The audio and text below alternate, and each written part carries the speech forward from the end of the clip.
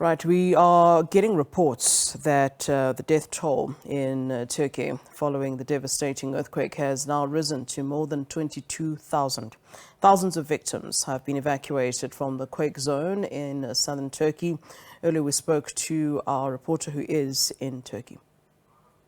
There are thousands of them that have been deployed to various parts around this country. If you just take a look at where we are at the moment, this is in Hayat City. This is one of the areas that has been hardest hit by this earthquake. And these are the pictures that have been beaming across television networks around the world for days now. This is all that remains of this building.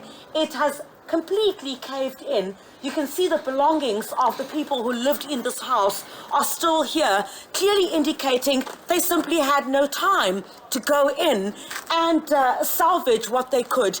In this area where I am, you'd recall yesterday, the rescue teams from the Gift of the Givers had basically begun the rescue operation. We understand that 2 people were brought up alive, which is really a miracle in this instance, because as the clock ticks, you would know that there are concerns that instead of it becoming a rescue mission, it will start becoming a recovery mission, because there are concerns that the more time it takes to reach people who in some cases are buried under 12 9-story buildings, it's going to become increasingly difficult to expect that they would be able to sustain themselves while trapped for so many days. Just take a look, my colleague Mangovan Kosi, behind the camera there, blankets, you've got couches, you've got, furniture, which must have cost so much for these families. And if you take a look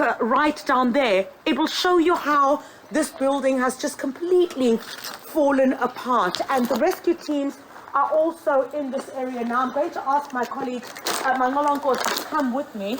We do not see anyone in this area. It's been completely abandoned, and reasonably so, because it is very unsafe to be in this area. You can still feel the tremors. You could hear the ground shake, which is really causing concern at this stage, because there are still fears perhaps that this is not completely over.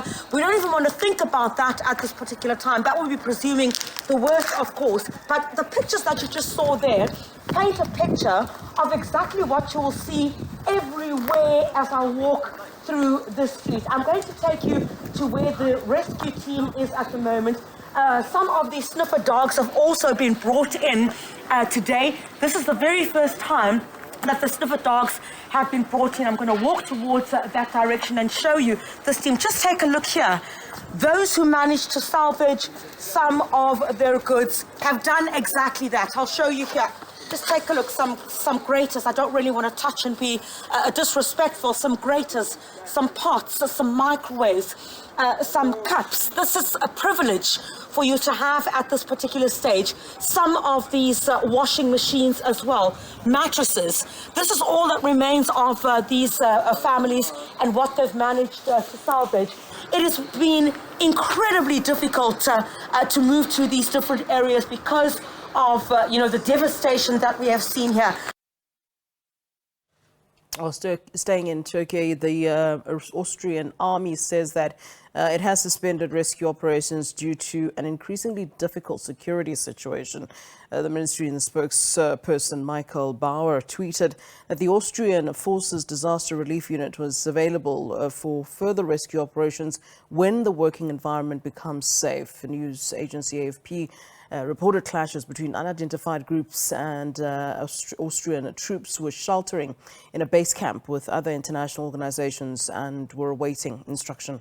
Some 80 rescue workers from Austria's armed forces have been in Antakya since February the 7th, and their specialists have freed 9 people from the rubble. We'll certainly keep you updated on this story.